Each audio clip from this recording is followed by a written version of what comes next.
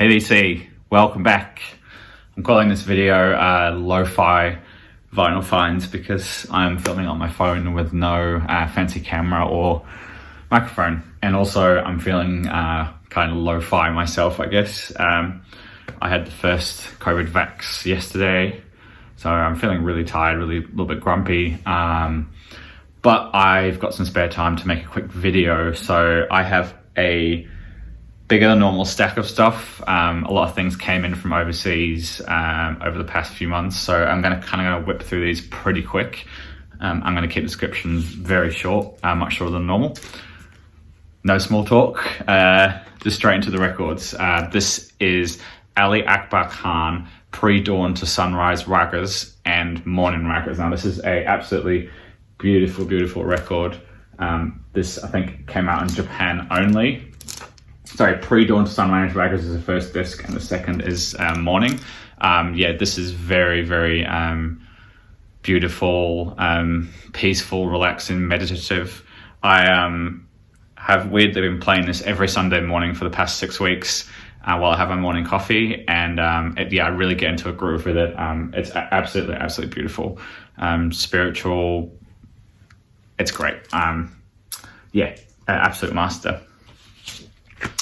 I did pick up the reissue of this amazing Italian library record. I used to have the bootleg reissue on, I want to say, Golden Pavilion from about 10 years ago, but the quality was really bad. So I kind of sold it eventually, and I kind of always wanted a copy. So I was really happy to see this got reissued. Absolute top class, funky Italian library record. This is called Feelings.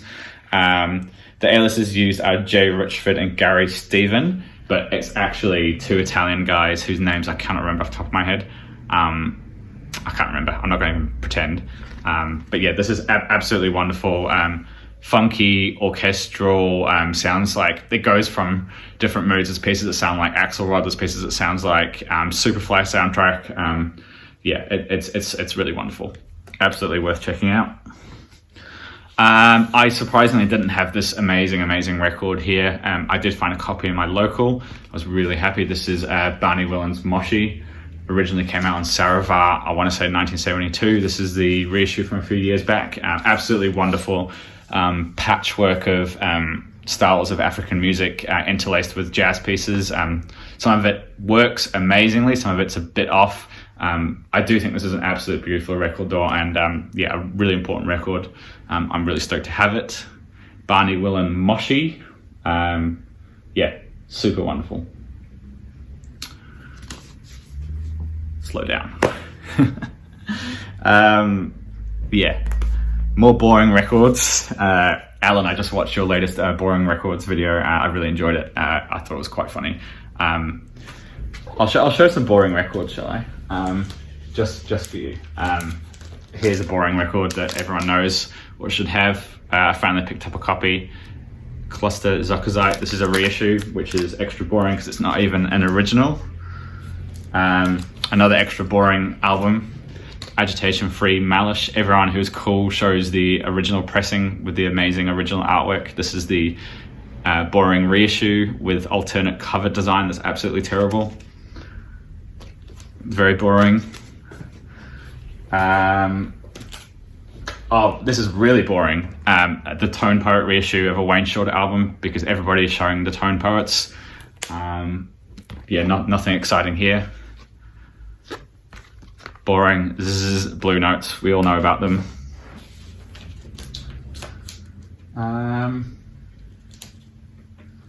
What else is boring? This is pretty boring. I bought it just for the cover. That's a joke, but the cover helped. I was really happy to get this, actually. It's an amazing record. I got a Liberty US press. Yeah, absolutely amazing. The track Aquarium Moon, the composition is absolutely excellent. This doesn't get amazing reviews, but I think it's really great. The thing that I really like the track The Omen, which is the last track on side 4. The cover of Maiden Voyage is okay and a bit unnecessary. But yeah, please check out track Aquarium Moon if you don't know this Bobby Hutcherson album. You know, you can't really go wrong with him, I think. All right, no more boring records. this is a heavy hitter that I had wanted for like years, like sort of like 8 or 9 years in the VC thing. David Belson, now going under Wantless Records or Record Bug on Instagram, and told me about this amazing record here, something that I never thought I would have. Yeah, I'm just smiling just to see this in the camera reflection here. This is absolutely wonderful. Count Ossie and the Mystic Revelation of Rastafari, Ground Nation. Absolutely deep, spiritual, powerful Rastafari music. Yeah, it's there's lots of chanting and percussion and rhythm, dark energy. There's bits of saxophones throughout this. It's a 3 LP piece of music. It's a really special piece of music. I stumbled upon one on a Japanese website, weirdly, and I grabbed it. Yeah, super cool labels here. Yeah, I love this. It's not reggae. I guess the easiest way to say it is, I guess spiritual Rastafari music. I don't know enough to speak to that more, unfortunately. But yeah, ever since I heard it, it completely changed my perception of what Jamaican music could be like. And yeah, that's my record of the year. Surely it's the record of the year that I will pick up. I'd be surprised if I do better than that. Yeah. Another unboring one is this record here. I know Chris Cole was a fan of this, knows this is Kangaroo Dreaming, Australian, I guess you would call it, psychedelic Indian folk album. I think this is actually worth the prices it goes for. I do really enjoy this record. I listen to it a lot. Yeah, you've got, the sort of standard electric sarod, tabla, flute, percussion, tempura. This does have a didgeridoo running through it, which kind of adds an interesting touch. Even the tracks that are less sort of Eastern focused, and there's a couple of tracks with vocals and I guess acoustic guitars are really nice too. Yeah, this is quite hard to find now. It's not the original press on Ranger Records. It's on the later one on Larrikin. I'm pretty sure I've been with a couple of the Melbourne guys when they've picked up copies of this in the past, and I just never had one. So yeah, this is beautiful. This is a really good.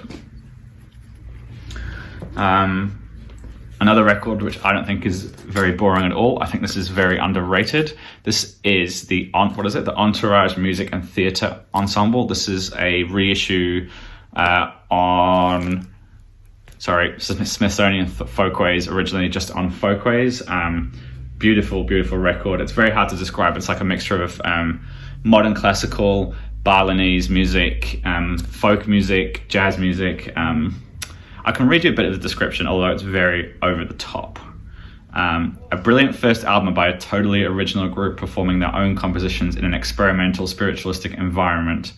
A synergy of instrumental sound, keyboards, saxophones, viola, guitar, drums, thumb, piano. A collective recording reflecting techniques found in Balinese theatre, traditional and avant-garde Western multimedia. Just check it out. I think this is really great. I remember when this came out and about 8 or 9 years ago now. I never grabbed a copy. I'm really glad to finally have one. Amazing stuff. And the same bag, this came up as well on a local website, a website, not a local website, and I grabbed it. This is Charles Cha-Cha Short Into Morning. Now this is quite an unusual record, and I can't really put my finger on what it is. The recording isn't amazing.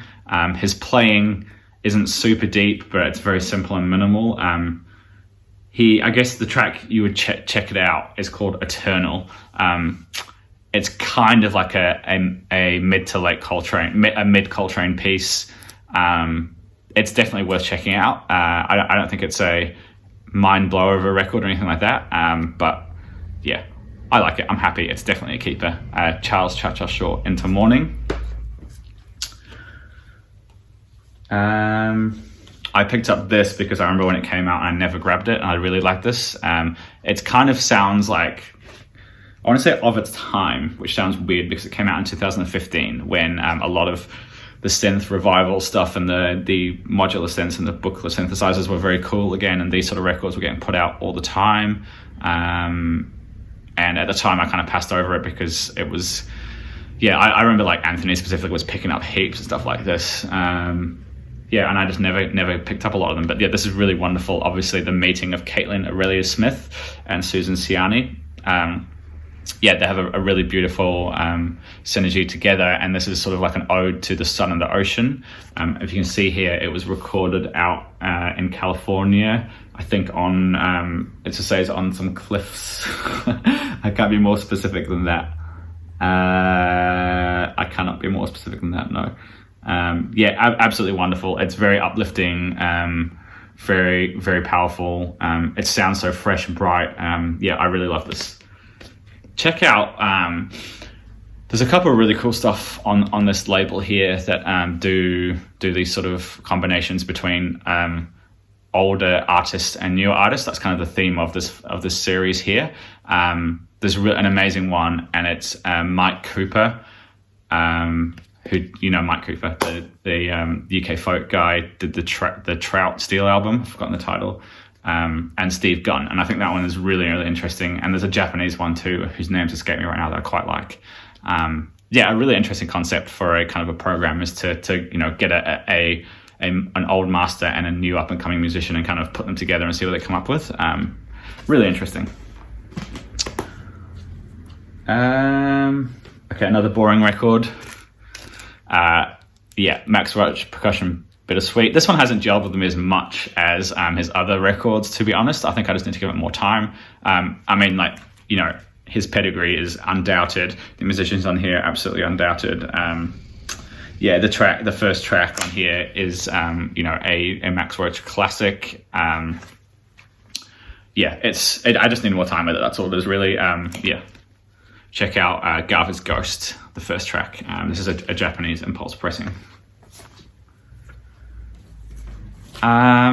We'll end with that one. This is something that I had known about for a while due to my friend Ben, but he sort of gave me the push to get something on this label. This is Mississippi Records. I believe I'll Go Back Home, 1906 to 1959. So this is a compilation of, really amazing recordings from almost all around the world.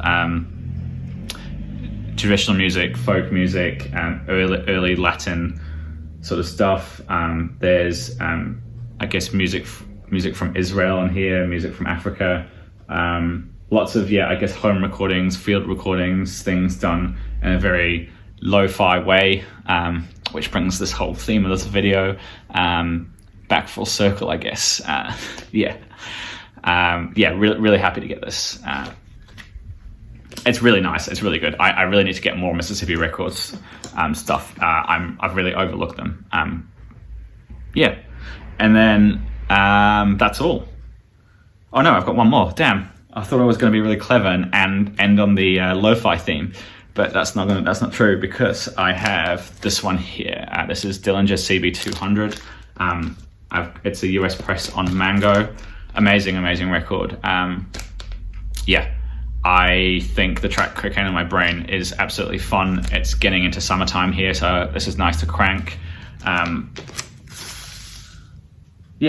What was I going to say? I can't remember. That's it.